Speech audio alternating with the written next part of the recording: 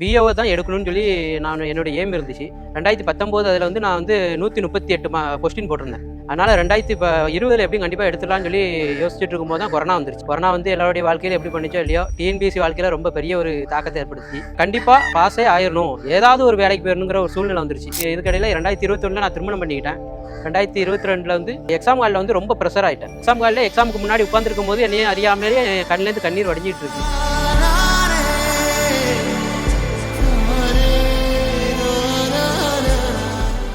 ப்ரெஷரை வந்து ஹேண்டில் பண்ண தெரியாமல் அந்த இதில் வந்து எனக்கு வந்து 158 கொஸ்டின் போட்டிருந்தேன் 2022. அதில் வந்து ஒரு 2 மார்க் போட்டிருந்தோம்னா வேலைக்கு கடைசி கட்டத்தில் கோர்ட் வரைக்கும் போயிருக்கலாம்.